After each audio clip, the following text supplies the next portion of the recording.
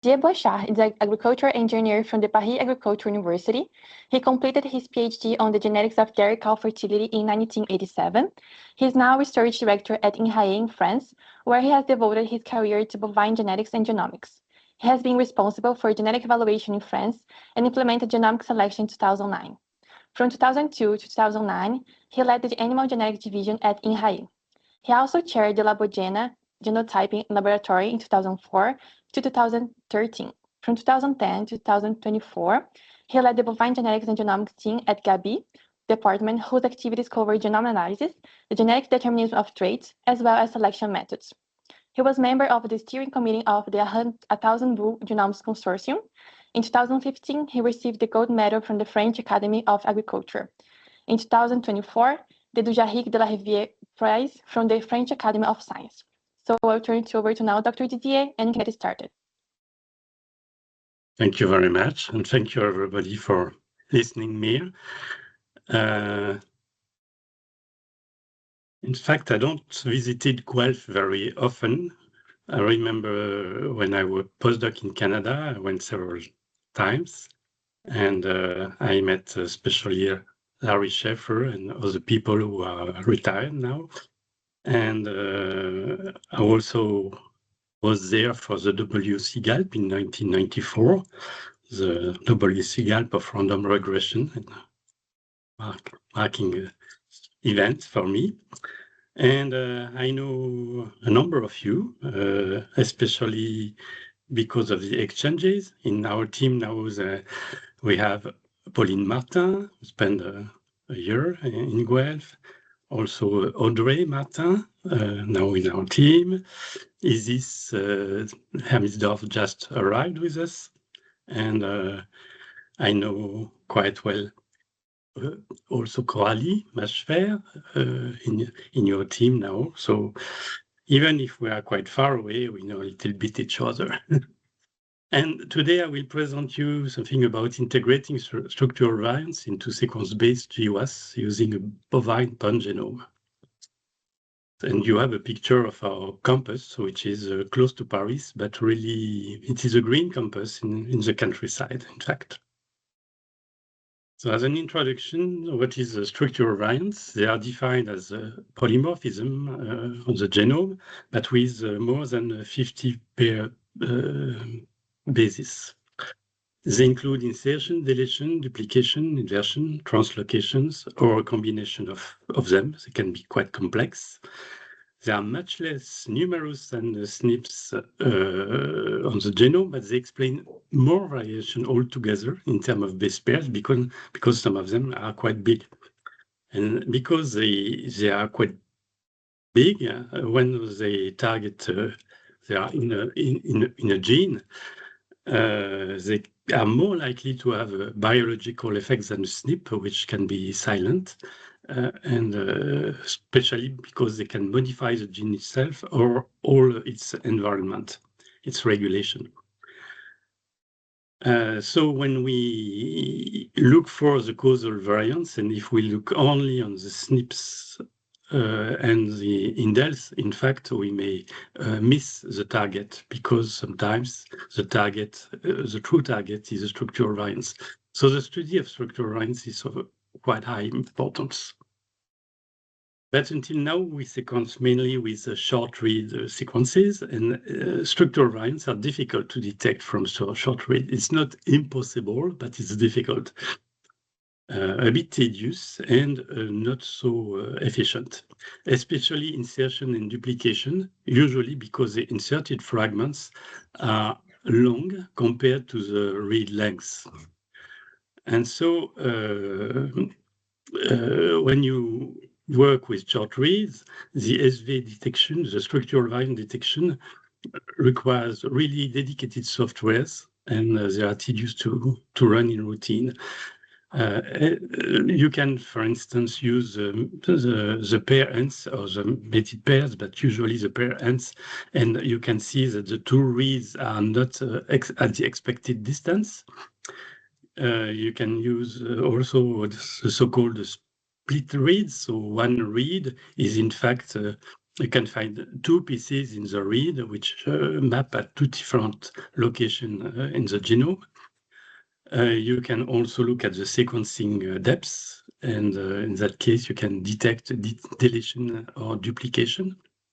But all these approaches are long and they have limited powers, and usually they rate quite a lot of false positives and also false negatives.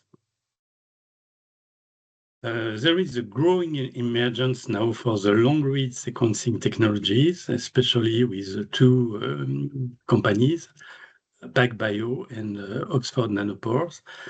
And the technologies are very different, but the common feature is that the reads are very long, let's say between 50,000 to 100,000 base pairs, instead of 2 times 150 base pairs in short reads. So the reads are much longer. And so this long read offers new opportunities to detect SV, usually more or less without errors, because the reads are longer than most structural variants. So you can see the structural variants directly on the read without any big interpretation. That's the problem, is that the long-read sequence resources are still rare, and usually without phenotypes. We sequence some individuals, and so they cannot be used directly by GWAS, either because they don't have phenotypes, and in any case, because their numbers is too limited. So the idea of the project here was to build upon available resources a number of long reads, but not a large number. The short reads, some way larger number. The cheap genotypes, plenty of them, and phenotypes. So to go deeper in the project, remind you the concept of Pangenome. I don't know if you know them. Usually for SNPs and small indels, it's very convenient to use a reference assembly because the reference assembly is very clean and well annotated. And so we can map the small variants on this reference assembly and take benefits from all the annotation. But if you use only one reference assembly, it has several drawbacks. The first one is that large variants may be difficult to represent on the assembly, but the most important problem is that by definition, non-reference sequences are absent or ignored, and directly they are put to garbage usually. So the alternative is to use a pangenome graph. So it is a graph where each genome is represented by a path. So in that, if you look at the purple genome, for instance, it from the left to the right, it goes there. There is here an inversion, then some variation compared to the blue, and you find back here a common part with the blue, and then it's again different, and then again common part with the blue, and so on. And each genome can be followed by a way in all possible ways, and when the ways are common in the graph, there is only one way which is represented. When you do that for the whole genome, it's completely impossible to visualize. Usually we visualize only some part of them. It's by far too much complex. And if you look at some places, you can represent for a number of bubbles like that. So here you have, let's say, the reference in yellow and an insertion which a bubble here. For a duplication here, you can see let's say the reference, the genome in white, a first insertion in yellow and a second one in orange.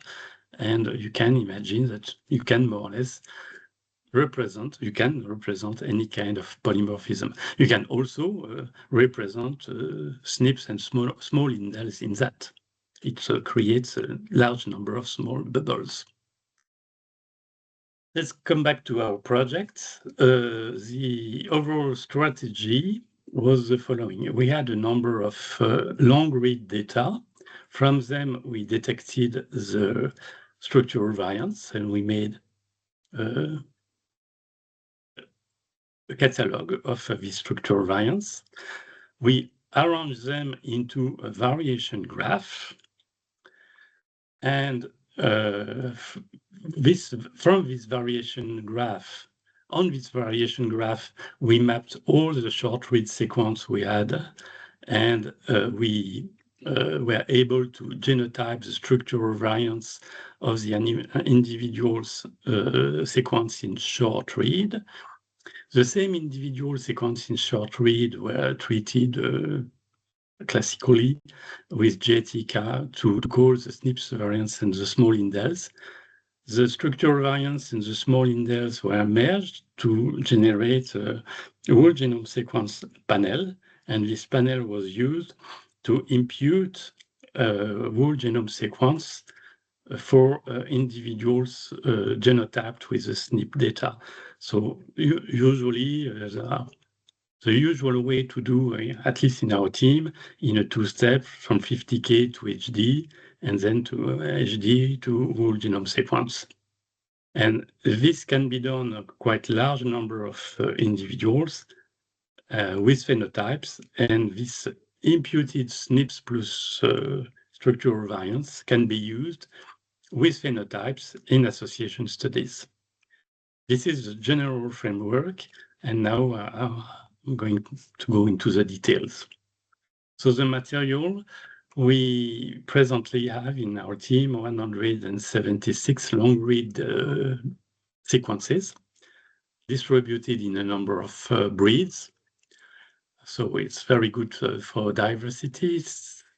For imputation, it's not perfect, but so there are a mixture of high quality PacBio Hi-Fi obtained with trials, and so in that case, the haplotypes are reconstructed, the paternal one and the maternal one.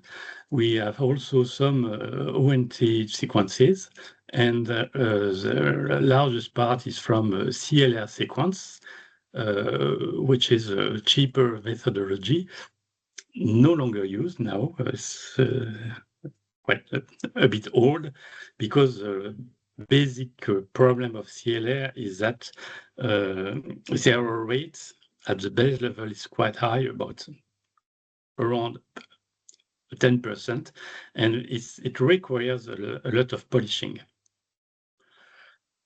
In addition to this long-read data, here we used about 1,000 short-read sequences, those with the highest coverage. In total, we have 1,600, but here we use only 1,000. And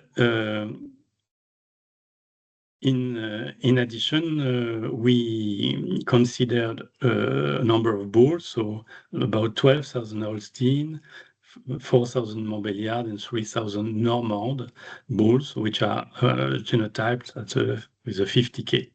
And all these bulls were characterized with a daughter hill deviation for a number of traits, and here we analyzed 13 traits relative to production, other health, fertility, and stature.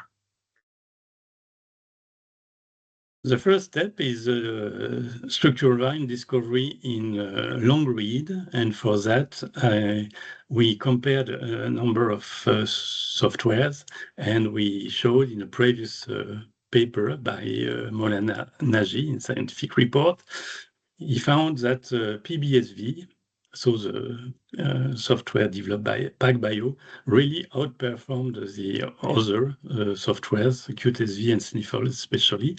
And you can see here the difference, which is really in favor of PBSV. And for this benchmarking, if you're interested, I invite you to see these papers published last year.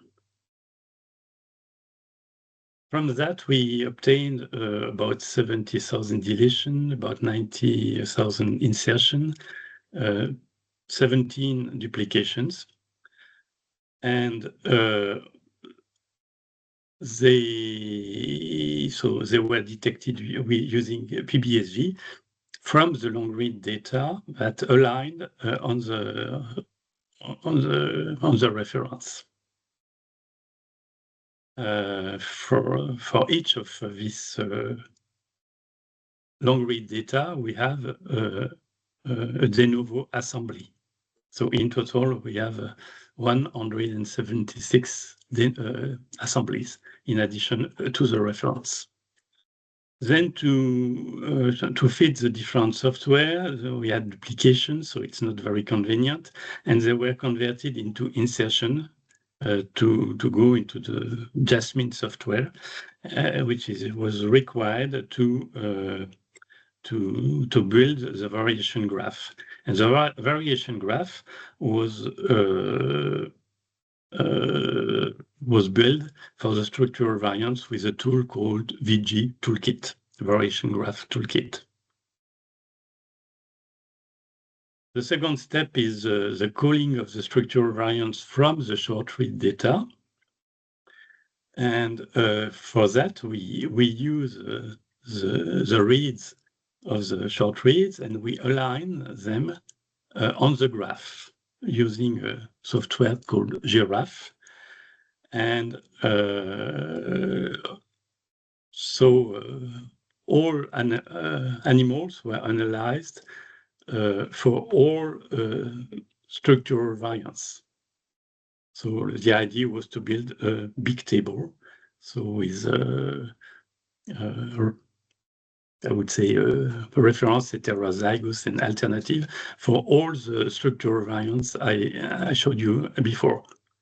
And to see if it works, we had 6 individuals as validation. So these 6 individuals had short read and long read available, and so the result of the calling with short read was compared to the long read data.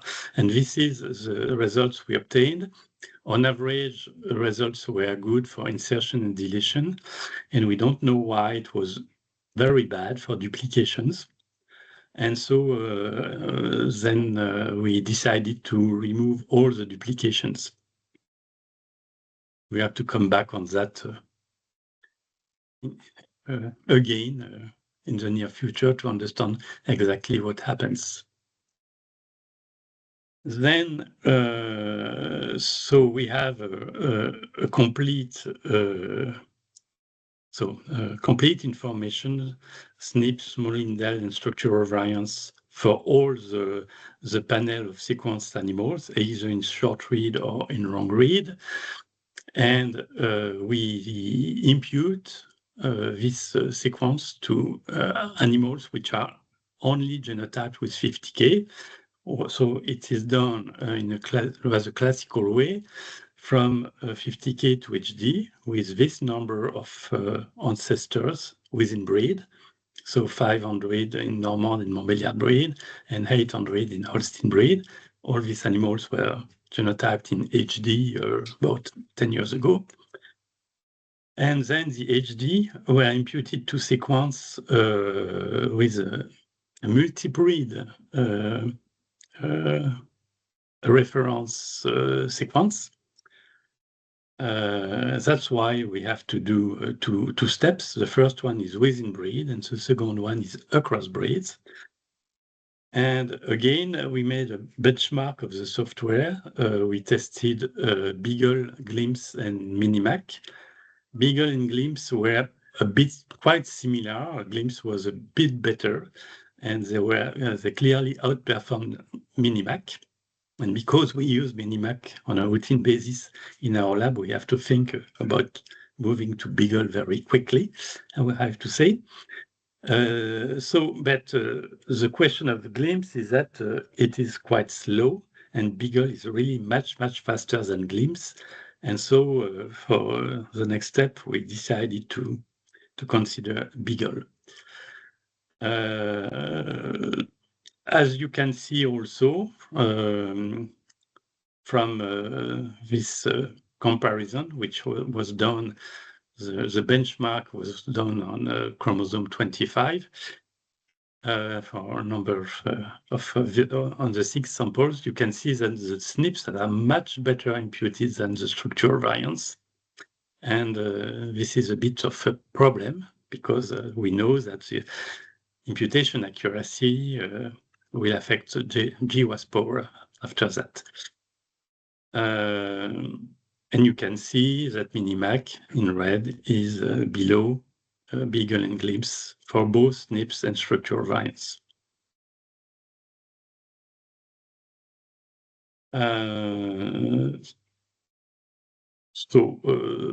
This is more or less the same content. We used 939 samples as the reference.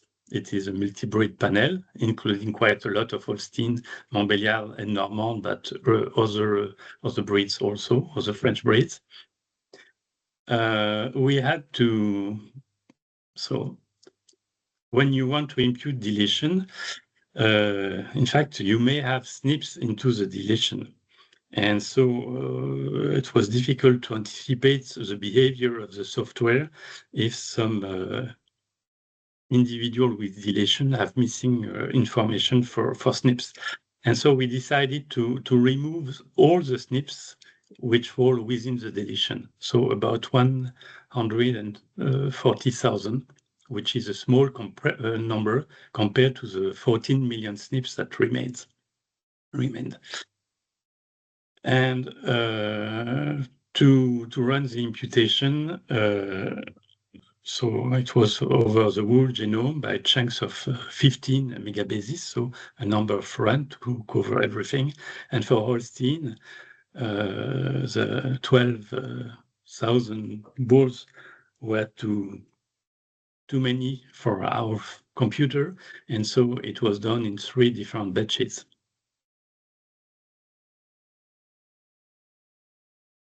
This is so the results. So we considered here it's not in a validation, but we just looked at the Beagle R-square, and you can see that the R-square is quite high for the SNPs in the 3 breeds, but lower for the structural variants on average. And after that, we ran GWAS with dosage. So it was done with GCTA with MLMA option. And by using the 40K SNPs from autosomes as a genomic matrix. And at the end, we obtained 36 significant association with structural variants, and many more with SNPs, of course. The threshold was quite high, 8.4, because we wanted to compare the structural variants to all the variants, including the SNPs. So it accounts for the multiplicity of the SNPs. And so it's not a very large number, 36, but you also have to consider that the number of SNPs is much higher than the number of structural variants. So the enrichment in terms of significant variants is more or less the same, about 1 per 1,000 for the SNPs and 0.5 per 1,000 for the structural variants. And here you have the best result, I would say. There are not only one structural variant was really at the top of a peak, but for 9 others, they were still significant in a conditional analysis. So we have good belief, I would say, that they can be causal. Of course, they are still putative, but we have no argument at that stage to remove them. So they were found, especially for fat content, protein content, and 8 at sacrum. So, and none of them was found, for instance, for fertility, probably due to the lack of power. And there were a number of genes which can be probably, they are just, they include the structural variants or are just in the neighborhood for most of them. Some results, for instance, here for 8 at sacrums, that's the best result because the structural variant is really at the top. And when we characterize them on the graph, we can see three pathways. The reference one is a long one, where we start here from this box. So we go there and there and there and there. So the reference, I would say, is complete. Then there is another pathway from going going there and there. So this part can be omitted. And you can also have these pathways going directly, pathway C, where all the middle part is lost.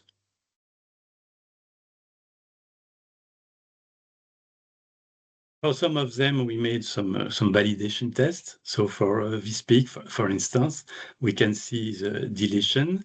And if you run the PCR with these primers or these primers, you can detect so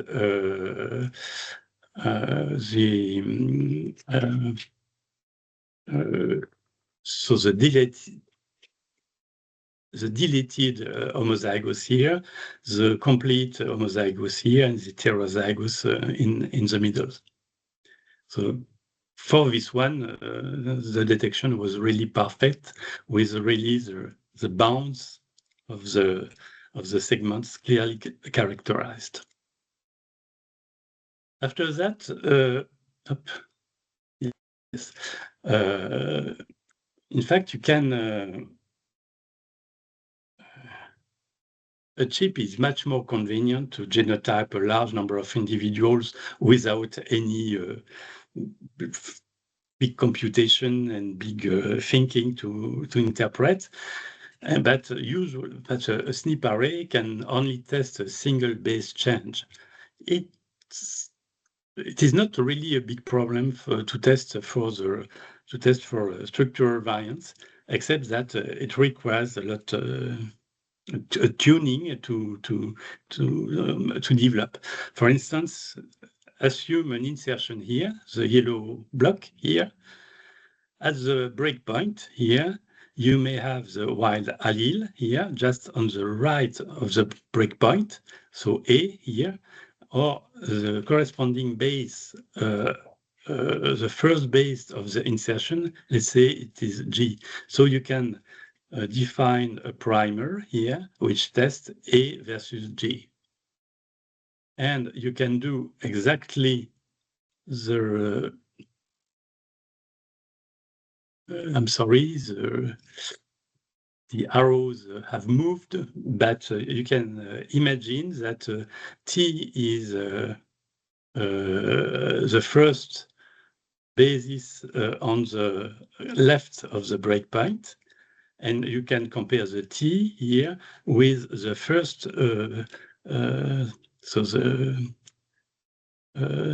the first base on the right of the inserted breakpoint here. And if you test T versus C, you have another test for the insertion. And in fact, on the chip, you can put both tests and you have a very good confirmation. And And we do that quite extensively. And on the Eurogenomics chip, we have several thousand of structural variants which are in tests like that. And as a consequence, we can estimate the frequency in nearly all the breeds, and we can check by very simple GWAS if the structural variance has an effect on a given trait. The same principle can be applied to more or less any kind of insertion, deletion, inversion. For duplication, it depends on the case. You have to find a base which varies between the allele, and for duplication, it doesn't work all the time. Note also that it is not recommended, but in practice it works. When we obtain new genotypes with a new chip, in fact, we can impute back the individuals which were genotyped with an older chip without these new variants. And so with the imputation, in fact, we can use the full set of genotyped individuals for the validation. So as a conclusion, detecting and imputing structural variants is possible. We can make some recommendation of the most appropriate software for the detection, for the variation graph, for the calling of the structural variance from the graph, also for imputation up to the sequence. Some results are interesting, but we obtain only 10 significant results with which really can compete with the SNP. And so it's I would say a little bit disappointing for if we measure the whole effort which has been made. And the reason, the most likely reason is that it is due to the lack of accuracy in imputation from the graph. And that is probably because we don't have enough long read sequences. And so the project now is to accumulate a number of sequences, either internally or in collaboration, in order to generate a large enough resources for good imputation. And this is especially the project led by the Australian team about accumulation of long read sequences in order to generate really a good reference. And for us, that's our strategy for a number of years now, but the large-scale confirmation with the SNP array is a really very, very good tool. But of course, for doing that, you need to have access to the design, the control of the design of the chip. This paper has been presented at PAG, and it has been recently submitted for publication. So I hope to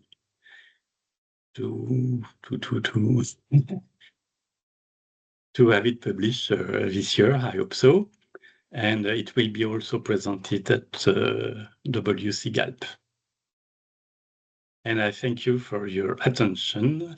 For those who never saw a Normand cow, this is a Normand cow here, a dual purpose one, quite heavy and really dual purpose here in Holstein, here in Jersey, in our experimental farm of Le Pin. And I thank you for your attention.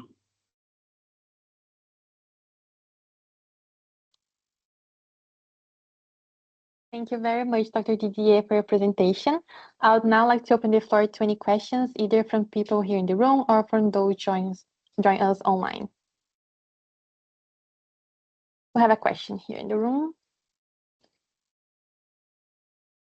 Hi, I was just wondering if you expect a similar pattern to what we saw with SNP panel genotyping, if long read genotyping will become cheaper and more commonly used.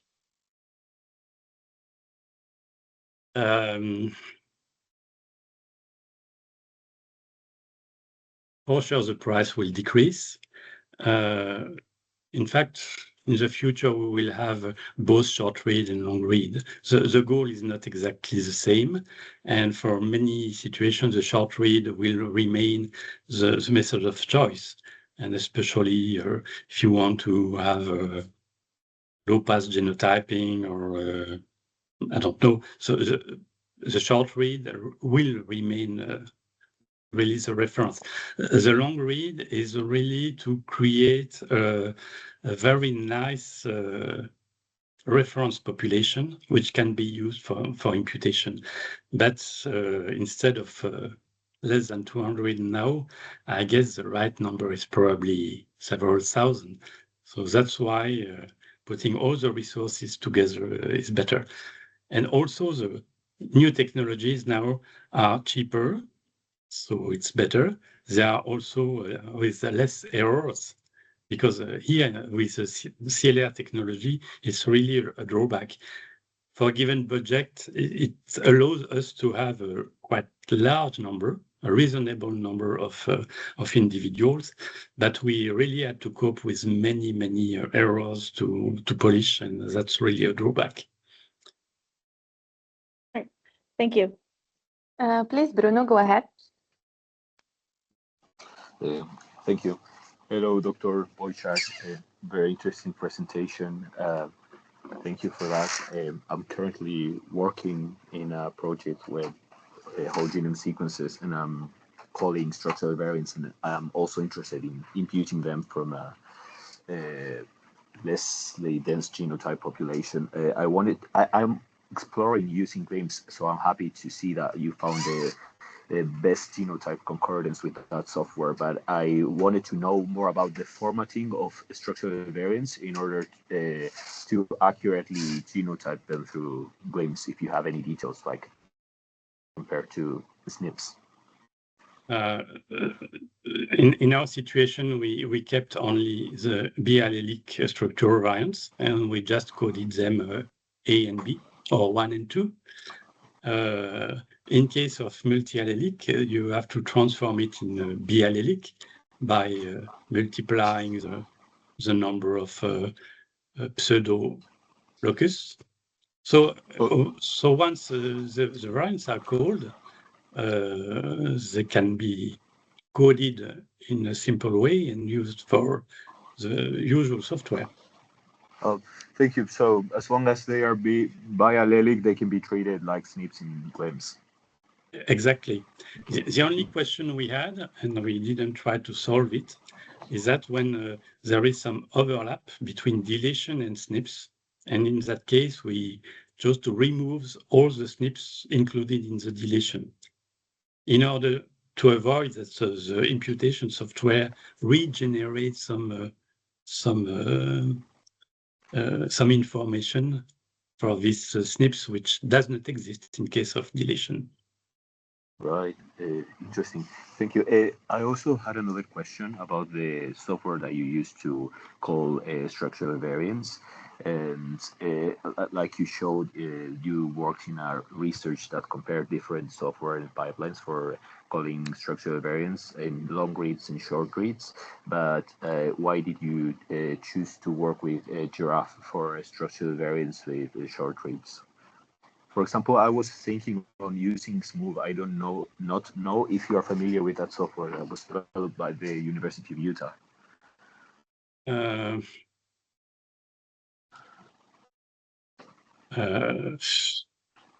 fact, we had no, how can I say that, no real experience on that before starting the project. And so we looked at the literature, especially in human, and Giraffe was especially recommended. That's why we used it. The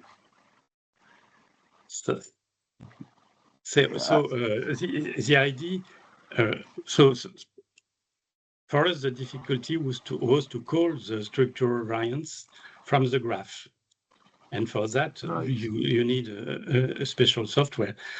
On the graph, you have on your graph you can map the reads of the you can map the short reads, and you can map on which way of the bubble the short read maps. And this is a sort of automatic calling.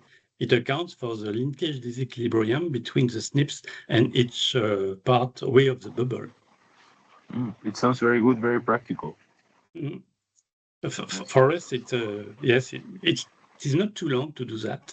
It's quite efficient, and we were quite satisfied by the result. Oh, good. I might explore giraffe. I'm not familiar with it. Thank you for replying to my questions.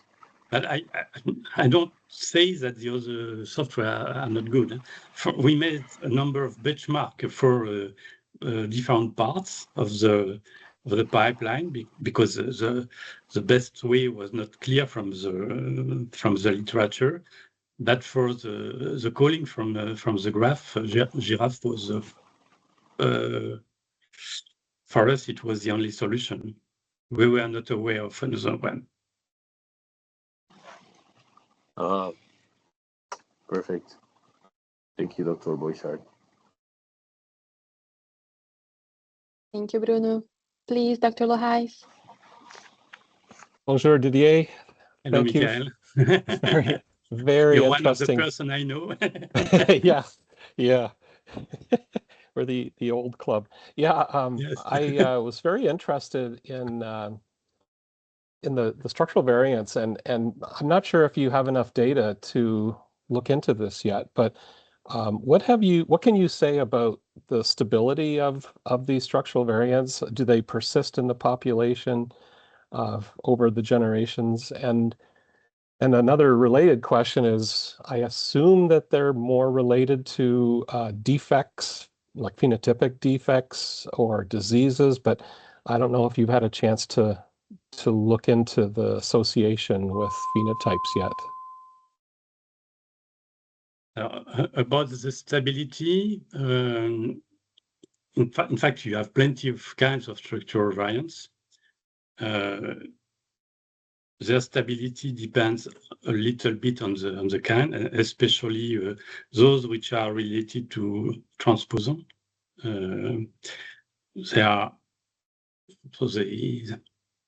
They mutate a little bit more, but maybe, I don't know, I would say 10 or 100 times more than SNPs, but it's still a very low mutation rate, especially from one generation to the next. It's very unlikely to have new structural variants.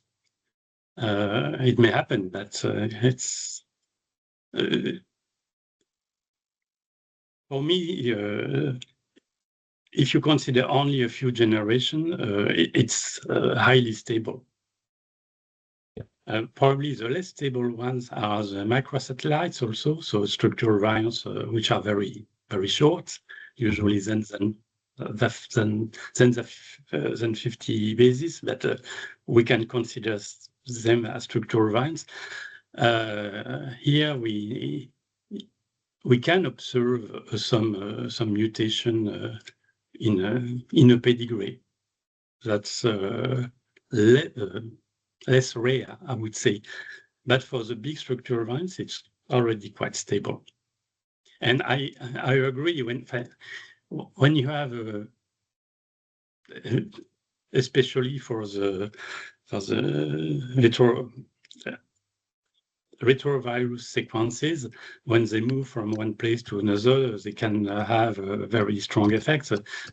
The deficiency in cholesterol, in Holstein, is an example of that. When it arrives on a gene, the gene can be destroyed. But I guess we are very much marked by this kind of example. And it's not always the case. We have a number of structural variants with, for instance, if you look at the paper from Liège University about the major QTL on mastitis and other health, It is close to the CG gene, and it's CNV. And when the number of copies increases, the sensitivity to mastitis increases. And it's clearly a QTL, it's not a defect. So I'm not sure.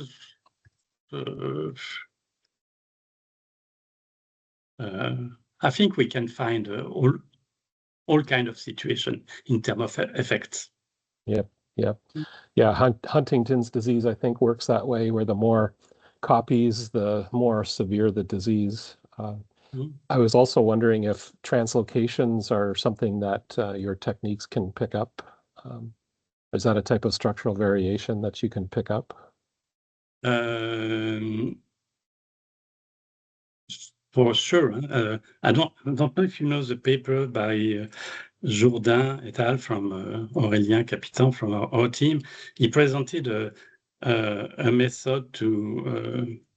So the first idea is to detect the translocation with genotypes. So if you have a translocated sire and a number of progeny, usually a minimum of 30, and if you look for linkage disequilibrium across chromosome, you expect nothing. But if you find a region, it is a sign of translocation. And so we do that on a routine basis, and we observe about 0.5% of translocated sires, more or less. And so I really invite you to look at that paper in Genome Research last year or 2 years ago, don't remember. And after that, we wanted to validate the results. And so 9 of these 12 balls were sequenced in long read. And we clearly found the breakpoints. We saw also the effect because the breakpoints was close to gene or in genes. And as a result, the gene expression was very much disturbed, and it was the basic cause of the difficulties of the progeny. Not only because they were translocated, but because some genes at the breakpoint were destroyed. I see. If you wouldn't mind popping that in the chat, the reference, I'd love to read that. Thank you. Yes. Thank you. Thank you. No, sorry, I can. It's difficult, but as I told you, my computer crashed, and so I have to find the reference again. Oh, okay. Well, maybe somebody else caught the reference and pop it in the chat. But, thank you, Didier. At least I can put the name of the first author. The year should be 2024, and it's in Genome Research. Okay. Merci. Nice to see you again. Thank you. It was good to see you too. Thank you. We have a question in the chat.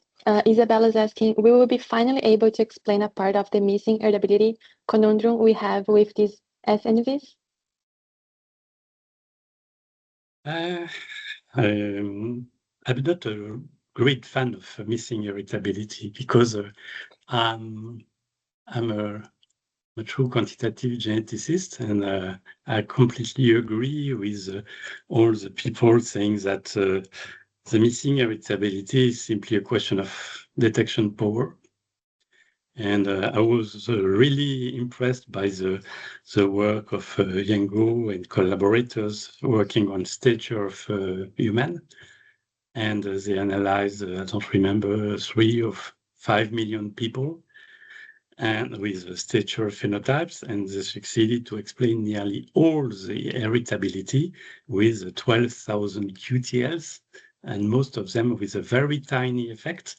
And these effects are very difficult to detect, and you need a huge experimental design.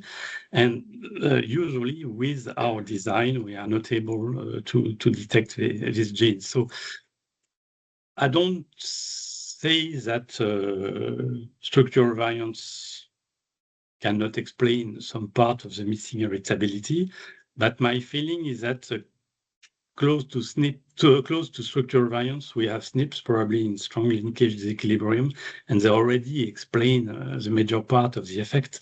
So I'm not so optimistic in saying that we will increase the part of the variance explained.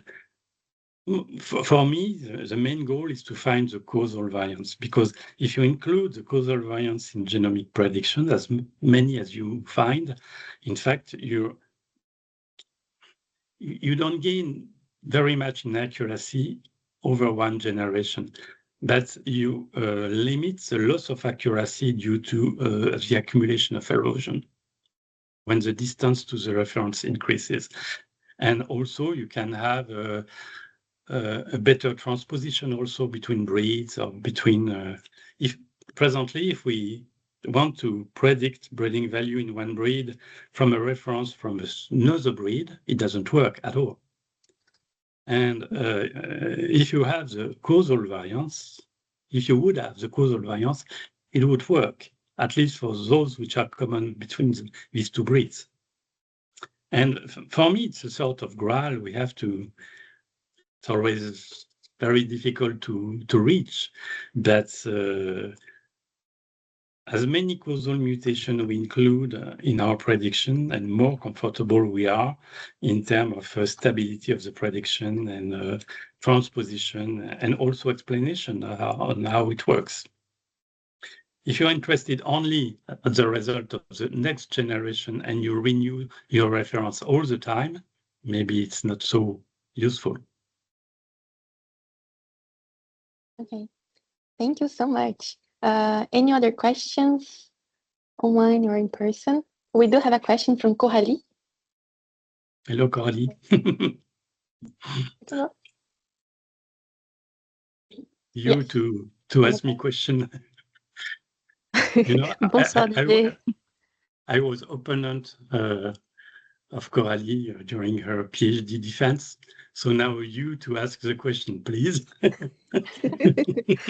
Yeah, thanks to him, I am here, I guess. Thank you for your first words at the beginning of your presentation. It's really nice to see you again. I just wanted to, if you want to summarize a little bit your results, which traits or breeds you would say that you see the biggest difference, including the structural variance in terms of GWAS results? If you want to summarize a little bit. We were surprised to find as many results in Montbéliard and Normand breed, whereas the number of bulls was 3 times higher in Holstein. And we really wonder why it's like that. Probably imputation was more difficult in Holstein, I don't know. And because if you lose imputation accuracy somewhere into the system, you lose power in GWAS. If the accuracy in terms of correlation, if the accuracy of the imputation is R, the apparent effect is R times the true effect. And when R is low, the effect is smaller to be detected, and so you lose power. And we don't understand why we lost so much power in Holstein, and probably due to imputation. And for the traits, it was much better for milk production and for morphology than for fertility and other health. Maybe it's a question of heritability, but usually with daughter hill deviation, it's less a problem, but we don't have any clear explanation. And as you can see, we didn't analyze duplication, so the CNVs were not in our study, and that's why we didn't find CG. I hope so. All right. Merci beaucoup et je vous souhaite une très bonne soirée. Bonne soirée, oui. Enfin, bonne journée. Flavio. Pardon. Oh, sorry. Flavio, go ahead. Can you hear me first? Yes, we can. Hi, Didier. Hi, Flavio. Probably you don't see me because my camera is not working right now. But good to see you, Didier. I have two questions. Good to hear you. One is first is not thinking in causal mutations, right? That would be, of course, better if we have them for the sake that you mentioned in terms of stability of the prediction and so on. But I have a question. Have you looked at how much of the variation that you have with structural variants that would explain by the SNPs? So in other words, how much of the variation or the structural variants the SNPs capture in the genome? It's an interesting question, but I don't have the answer. I was a bit surprised. In fact, I don't understand why, but I thought that the imputation from the graph was not so accurate. And so it means that at least in our data set, and after all our process, the linkage equilibrium between the SNPs and the structural variance was not perfect. It was probably lower than I expected, but I don't know if it's just an artifact due to our pipeline or the sample of long read we had initially, or if it is a true observation due to the fact that maybe the variants do not have the same age, for instance. But really, I'm not sure. But we don't have, we have less linkage disequilibrium between structural variants and SNPs than between SNPs, for sure. Yes. But I think you have a very nice data set to look at this and see. No? I always wonder about this, how much the SNPs would capture of the variation, the structural variant. If you don't like really to look at the causative mutations, right, or the causal effects, then it would be interesting to know. But my other question is, you presented some comparison or benchmark that included sniffles. Yes. And sniffles didn't behave well, I think, compared with the other software.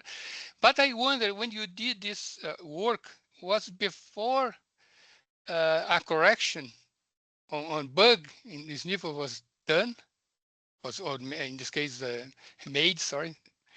Because I think 1 year ago or so, the long read, the consortium, look at the data, they found a bug.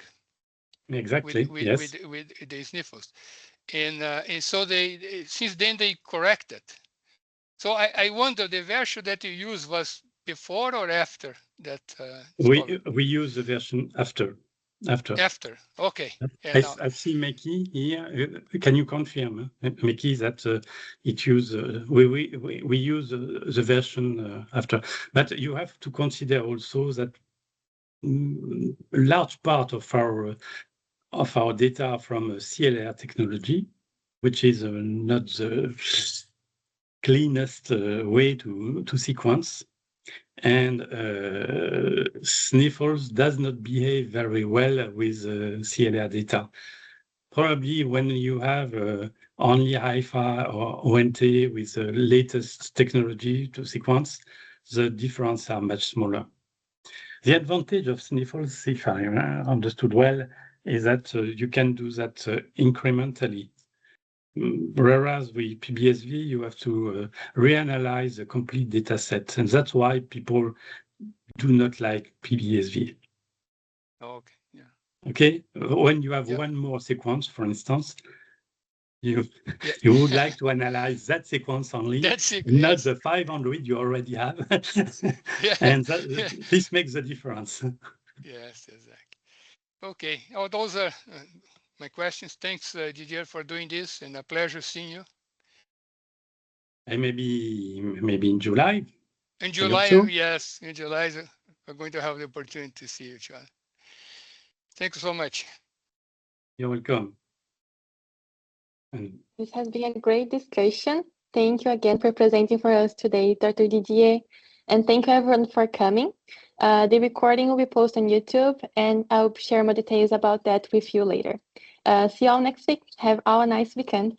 Thank you again. thank you again for the invitation, and I hope my awful French accent is acceptable for you. That's perfect. We love it. It's a beautiful accent. I agree. So, Bye goodbye. bye. Thank you. Bye.